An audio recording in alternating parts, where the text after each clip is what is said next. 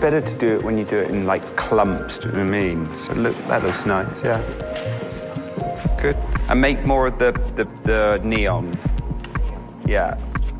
I suppose my first style icons was really sort of like David Bowie, Ziggy Stardust, you know, that 1972, 73. I was like 11, but very aware of David Bowie's style and his effect it had on me. I think that was my first real awakening to sort of like fashion. I grew up in the south coast of England, a seaside town called Bournemouth. So it was nice growing up there. It was full of kind of retirement people. It was somewhere I wanted to leave though as well. I knew I wanted to get to London.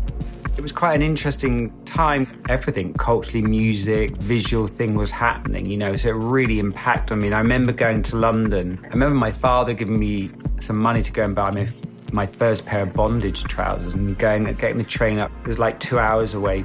I remember going to the King's Road and seeing these amazing punks, you know, and the impact it had on me. And I suppose that essence of punk is still in me. And maybe let's try the matte paint. Is that matte?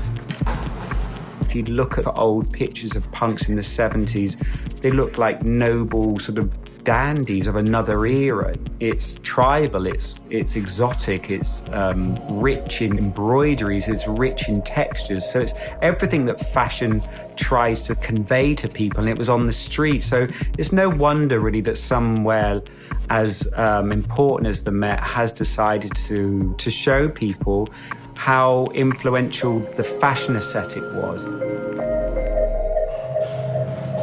All right, yeah.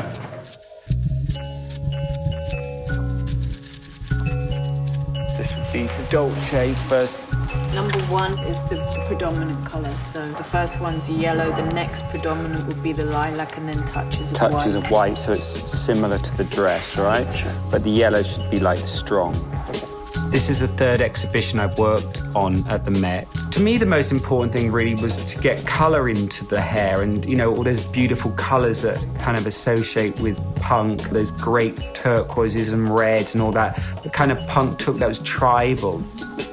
I wanted it to be sort of fun and sweet, but punky and not too clever. There's a lot of mannequins, there's like 110, so you kind of want to make a statement, but you don't want to sort of make it feel too laboured and too clever, because really people are there to look at the clothes and it can't overpower.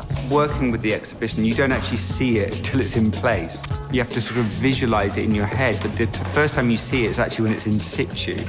So it's very nerve-wracking because you hope it's going to look right.